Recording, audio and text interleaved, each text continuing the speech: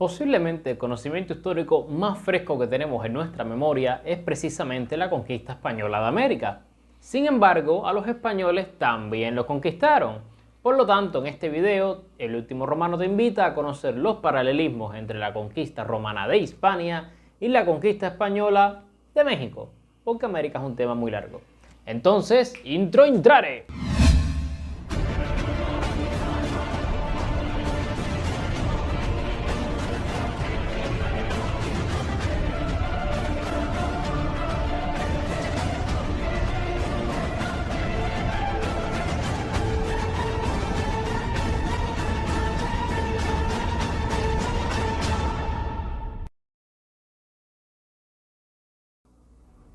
A mediados del siglo III a.C., la península ibérica era la pieza principal del juego de poderes entre dos de las grandes potencias del mar Mediterráneo. Tras la Primera Guerra Púnica, Cartago anhelaba conquistar Hispania en busca de nuevos recursos con los que enfrentar a Roma antes del estallido no muy prolongado de la Segunda Guerra Púnica. Hispania ya había tenido contacto con otras civilizaciones incluso antes de ese momento. Fenicios y griegos ya habían pasado por tierras hispanas, trayendo los últimos adelantos tecnológicos hasta ese momento. Los pueblos que los comerciantes del Mediterráneo oriental se habían encontrado en la península no tenían un estado unificado y mucho menos un ejército organizado o un sentimiento nacional. Estando los pueblos hispanos divididos, era cuestión de tiempo para que un imperio con el esfuerzo suficiente iniciara una invasión militar efectiva. Es así como acabamos en el año 218 a.C., en el que las hostilidades se reanudaban y los romanos y cartagineses teñirían Hispania de sangre en la mayor guerra de la antigüedad clásica. Avancemos ahora 1700 años hasta inicios del siglo XVI. Exploradores europeos al servicio de Castilla habían acabado de descubrir un continente entero en el que Hispania solo representaría un minúsculo pedazo. Considerando que en las primeras fases de la conquista de América Castilla no tuvo rivales importantes, el reino hispánico estaba libre de iniciar una conquista militar completa del territorio. A pesar de ello, y a diferencia de Roma, Castilla tenía asuntos importantes que atender en Europa y el envío de ejércitos castellanos a las nuevas tierras estaba fuera de las posibilidades.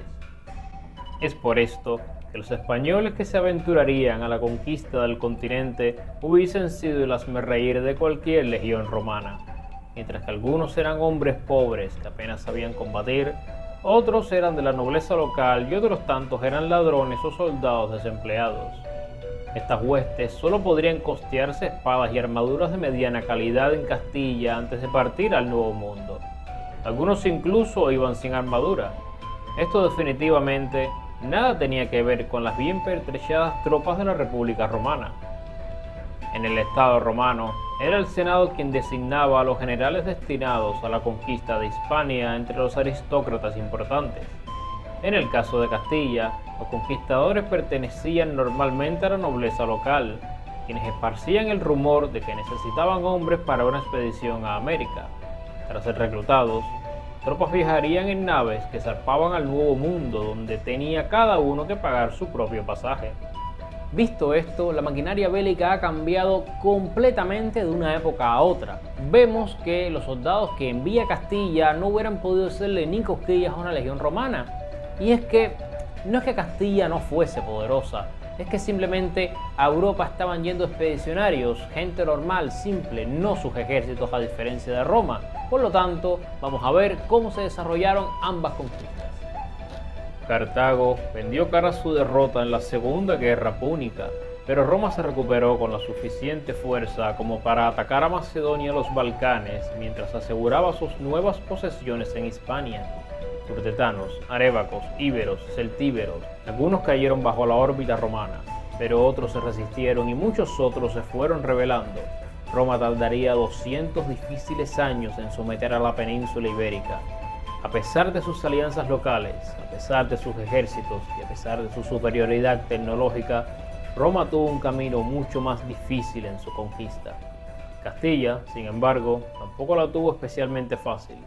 Con menos soldados y mediocremente equipados, las tribus del Caribe fueron fácilmente sometidas, pero el pedazo más grande del pastel serían los territorios que actualmente pertenecen a México.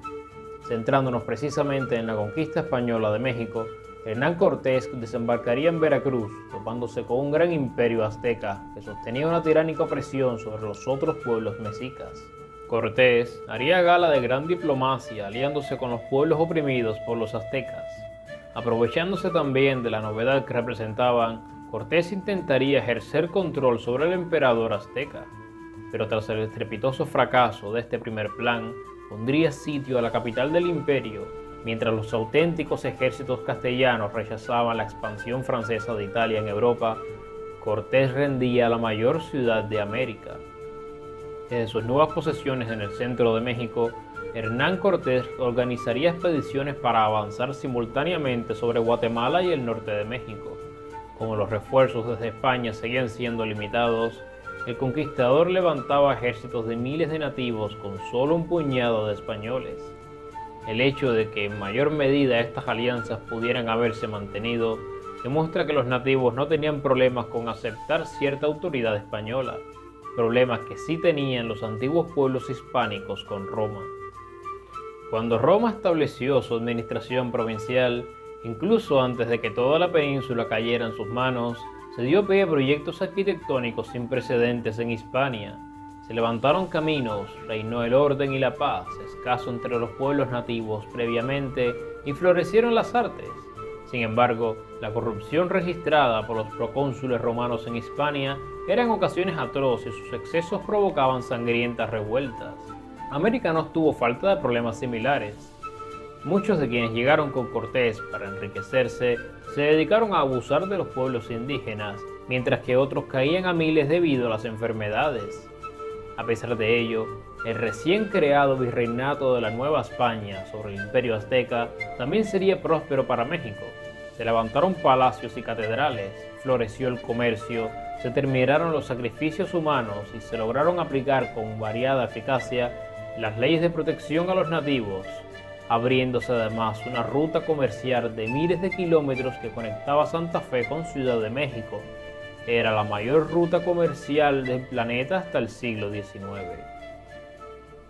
En este breve recorrido hemos encontrado tanto similitudes como diferencias, pero si hay una igualdad que une ambos casos profundamente, es que la llegada de estos imperios, aunque sangrienta, abrió una época dorada que culminaría precisamente con la salida de estos imperios.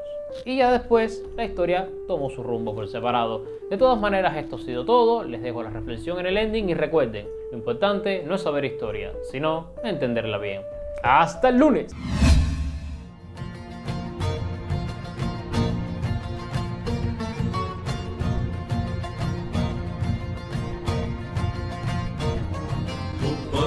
Sandy Vasily Srigalu